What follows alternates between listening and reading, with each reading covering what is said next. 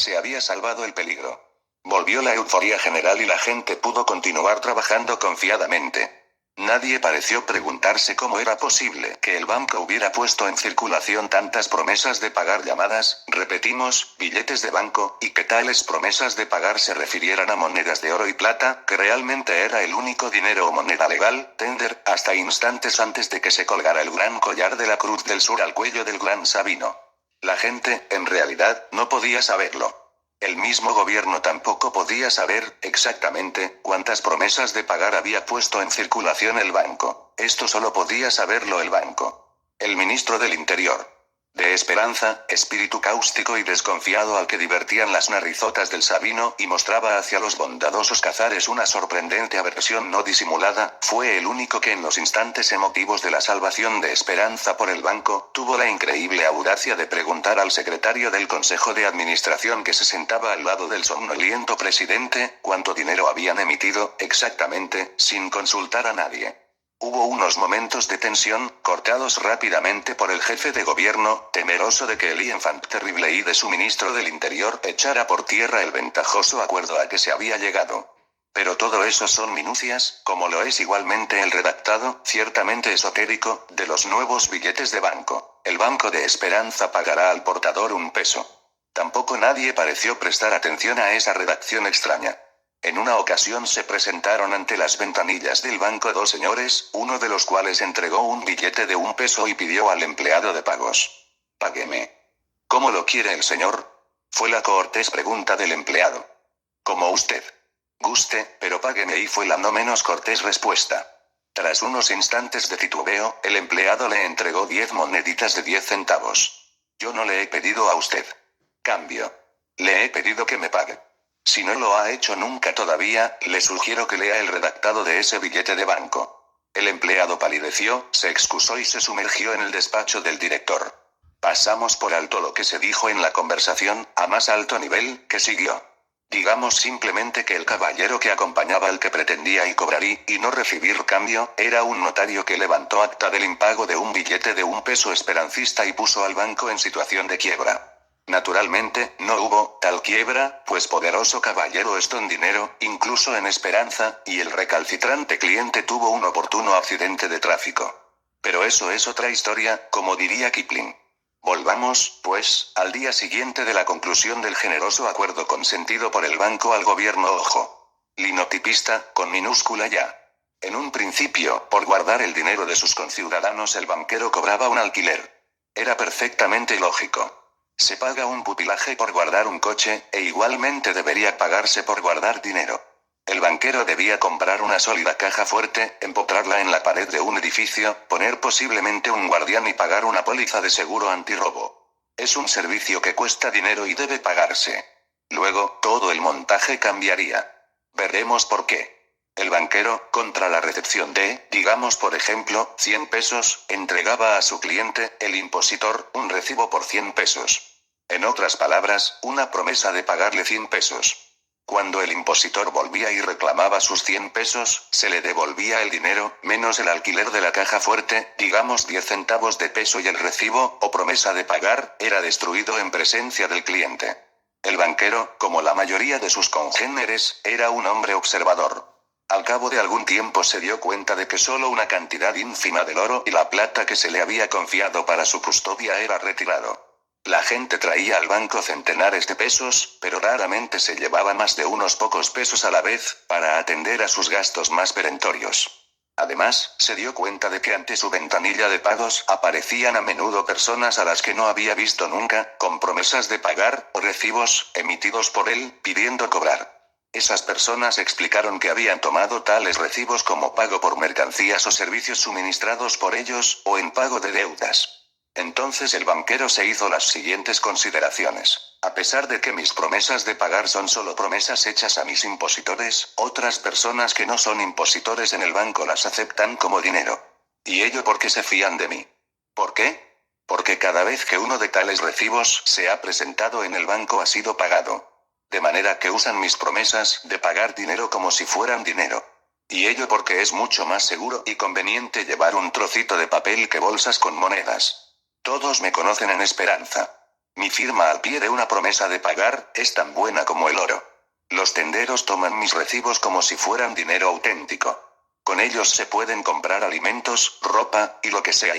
El banquero se sumergió en profundas reflexiones. Sus promesas de pagar dinero eran usadas como dinero auténtico por todo el país.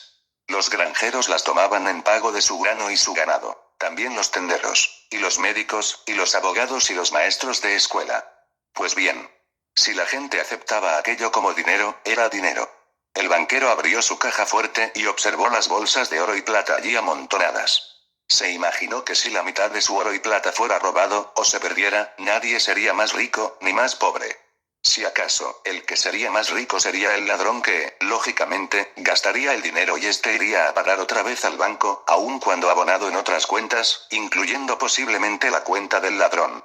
Todavía habría suficiente oro y plata para atender las demandas de los impositores.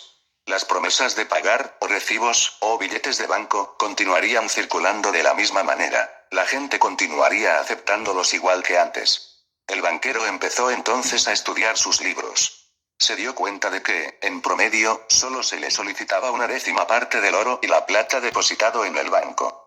Si un cliente había abierto una cuenta corriente por 100 pesos, quedaba demostrado por la práctica, por la realidad de cada día, que únicamente retiraba 10 pesos, como máximo. Los otros 90 permanecían en la caja fuerte y si los utilizaba era por medio de los recibos o promesas de pagar, pero no retirándolos. Esto quería decir, a efectos prácticos, que si se perdía, le robaban o simplemente se gastaba en su propio beneficio las 9 décimas partes del oro y la plata que se le había confiado, todavía estaría en una posición de atender a las demandas de pago que se le formularan. Sus promesas de pago serían igualmente aceptadas y consideradas como antes. Al llegar a ese punto de sus cogitaciones, el banquero pidió entrevistarse con el gran Sabino. Ambos estudiaron la situación. El banquero mostró que en ese momento tenía en su cofre 300.000 pesos en oro y plata y que, por consiguiente, habían en manos de sus clientes promesas de pagar hasta un total de 300.000 pesos, sin embargo, le bastaban 30.000, es decir, el 10%, para cubrir las demandas de oro y plata de los impositores.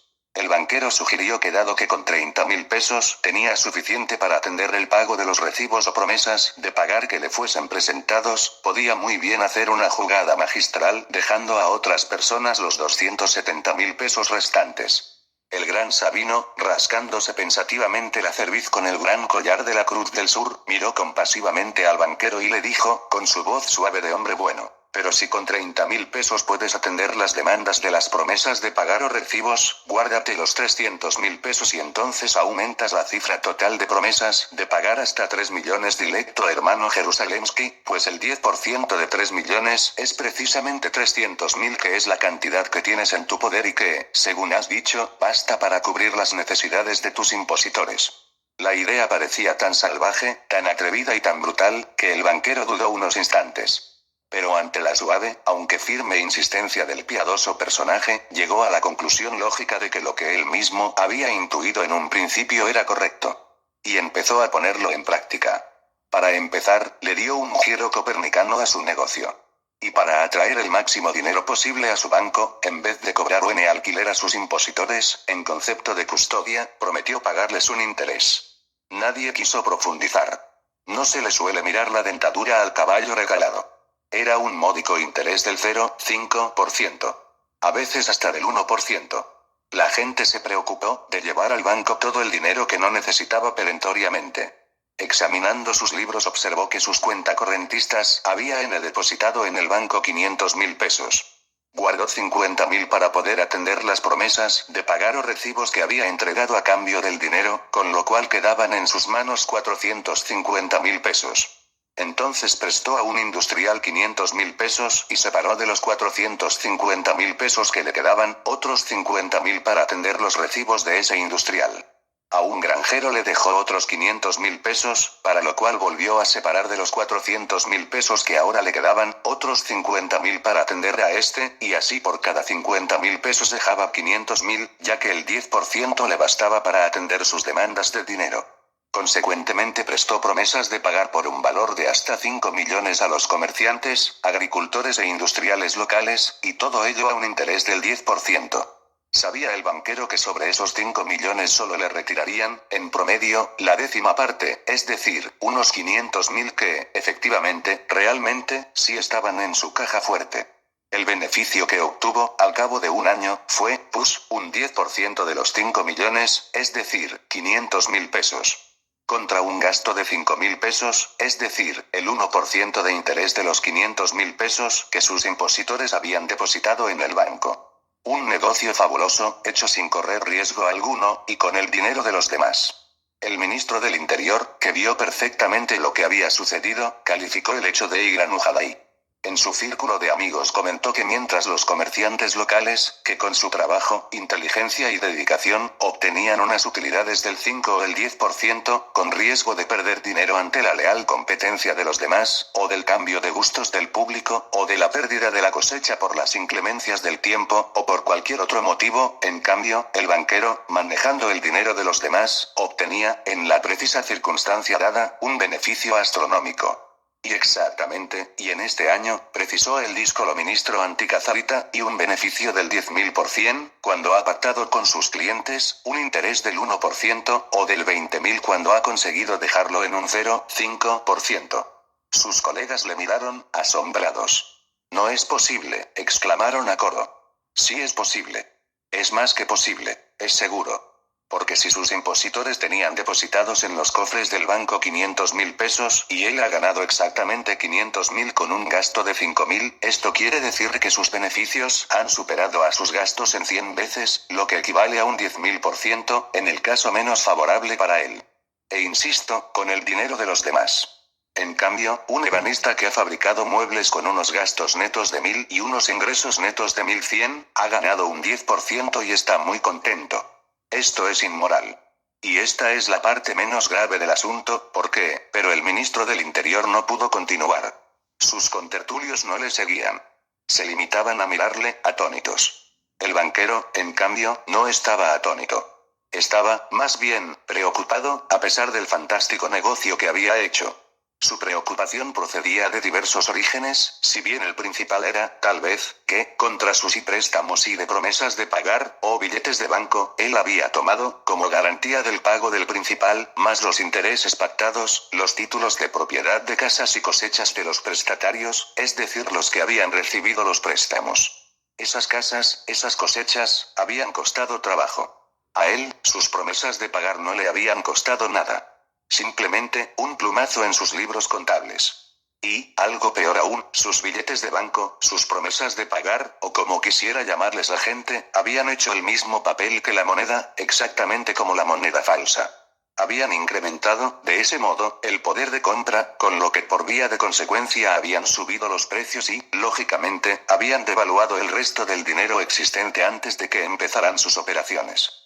Todos los ciudadanos, hubieran o no contraído deudas con él, hubieran o no aceptado uno de sus créditos, se habían visto forzados, sin saberlo y sin quererlo, a contribuir a pagar la pérdida del valor del dinero y que, con sus créditos él había creado. Él, el prestamista de las promesas de pagar, había, en pocas palabras, robado a todos sus conciudadanos y, encima, había tenido la audacia de obtener un interés sobre el dinero y efectivamente robado.